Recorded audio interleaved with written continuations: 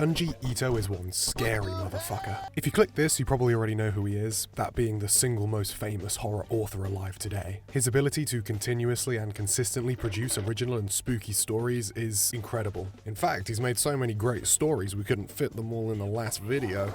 So today we'll be jumping into another detailed breakdown of how you can survive even more of Junji Ito's stories.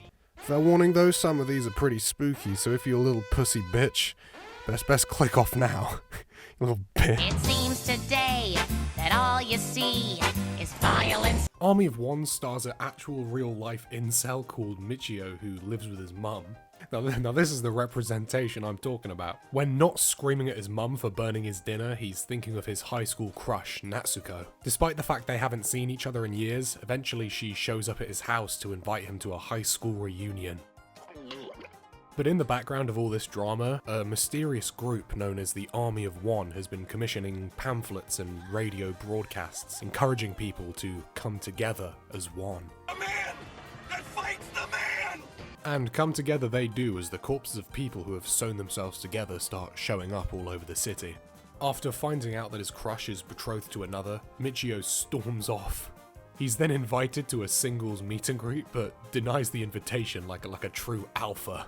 And as it turns out, it was a good idea not to go, as everybody who went to the social turns up sewn together the next day. This is why when my family or friends invite me out to a restaurant-style meal, I always refuse, because I don't want this to be me the morning after. More and more people begin showing up, sewn together, and this all comes to a head at the high school reunion, when the entire school year disappears, and then turns up immediately in the woods in a massive blob of sewn flesh. I don't think I'll be allowed to join the Army of One. I can't sew very well. I'm still coming to terms with shoelaces. I mean, I could Velcro. Maybe if someone covered themselves in like Velcro, I could stick to them. Is that good? Michio and Natsuko are the only survivors, and eventually Michio sees the military beginning to fight back against the Army of One. He excitedly rushes to Natsuko's house to tell her that the fight back has begun. Only when he arrives does he see her sewing her parents together and saying some weird shit. And the final twist? The military was in on it all along. The CIA would never do something like that in real life. You see, it's the CIA who are the ones who want me to go to my cousin's bar mitzvah. But I won't be fooled, I have my wits about me this time. So the trick to surviving this one is just be antisocial, scream at your mum when she brings your dinner late, and just never see your friends again. Well, actually, I would probably do it, but I just if I could be positioned sort of between Bryce Dallas Howard and Ayane Nagabuchi.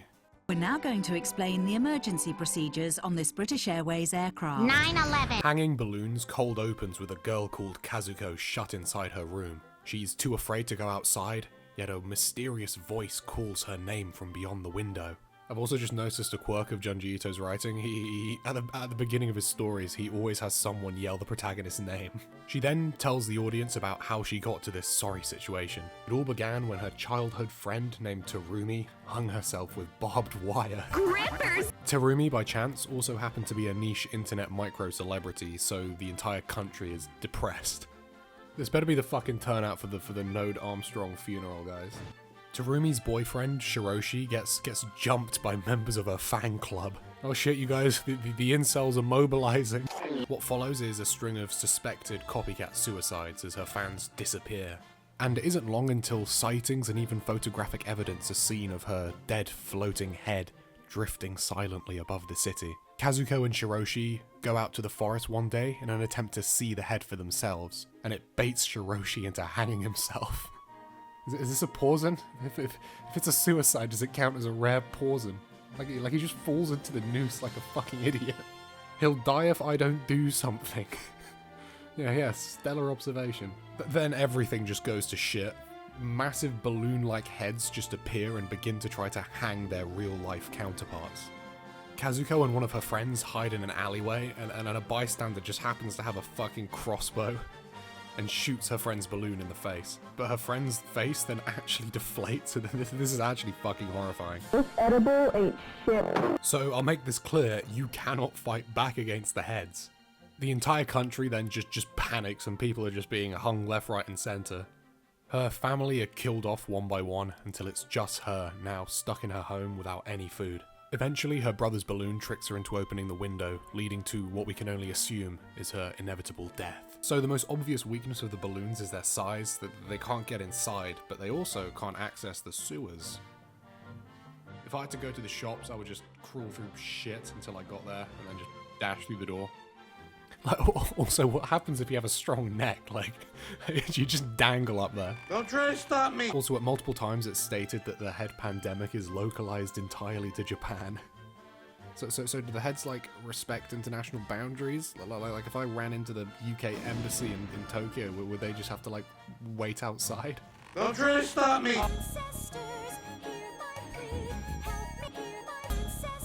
My Dear Ancestors opens with a boy called Makita leading his girlfriend Risa home. Risa has completely lost her memory, and it's discerned that it was caused by some severely traumatic event. As Risa lies in bed, she has disturbing hallucinations of a giant caterpillar crawling in her room. Damn, that's a big ass boy.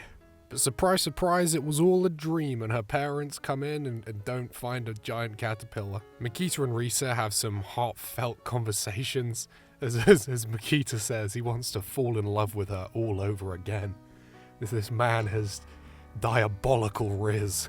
Risa then goes over to his house and hears his dad tapping on the door. Fucking reverses into the room like an 18-wheeler and just says some generally creepy shit. Let's just say Makita's riz must be maternal, if you know what I'm saying. That night, Makita bursts into Risa's house and says that his dad is dying, and he's asked to see her. As Risa goes into his room, she sees Makita's dad lying on the floor with a massive fucking centipede head. So what's going on here is that when an ancestor dies, their brain is removed and attached to the head of the next descendant. The ancestor is kept alive, and they all share their memories. What kind of fucking Attack on Titan bullshit is this? This isn't scary, this is fucking sick. Apparently they don't even know how far back it goes. It's just like timeless knowledge being shared in this family. Do they use this knowledge for the good of mankind? No, they just sort of stay in a house and just act kind of creepy, I guess. Risa tries to escape, but the centipede trips her up. I'm pretty sure you can just avoid like a fucking caterpillar, just jump. Makita removes his dad's brain and attaches it to his own, and Risa walks in like she's just caught him wanking or something.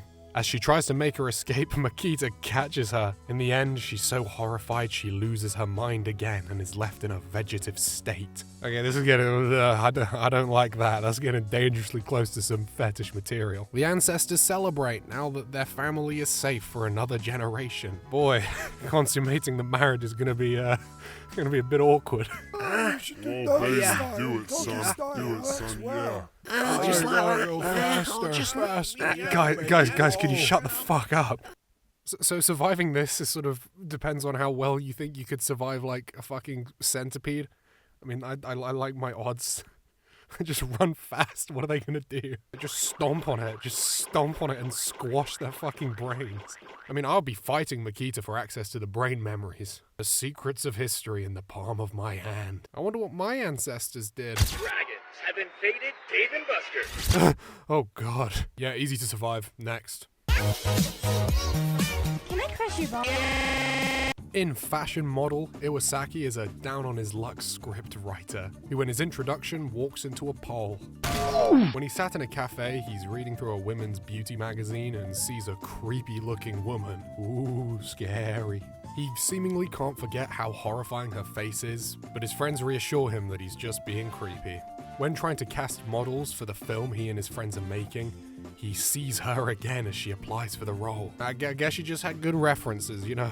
The Indeed CV came through. Because they think she's a professional model, they hire her on the spot. And Iwasaki is horrified to see she's just as creepy in real life. They drive into the woods to shoot their film, and one by one, Iwasaki's friends slowly begin to think she's a monster. This is a great subversion of Junji Ito's stories. Instead of the horror being some monster, it's instead the prejudice of the characters, as they judge and turn on a girl just because she looks different. Oh shit, never mind. Yeah, okay, forget it, she's a monster. Yeah, she just starts fucking hunting them one by one like a predator, like Gary Glitter.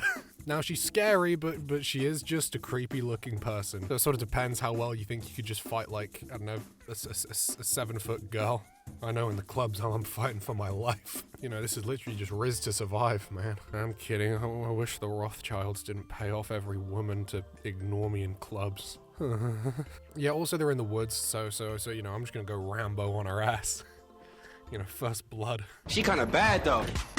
Hey guys, thanks for watching. If you enjoyed what you saw, please hit the subscribe button, baby. I'm really sorry, by the way, that content has been slow. The you know, the student lifestyle has hit me hard. But I still have loads of stuff in the pipeline. Shit is coming, baby. Shit, more of this. More of this absolute shit is on the way. But anyway, thanks for watching, and I'll see you next time, my sweet little babies. Just like that, yeah. Just like that, baby, yeah.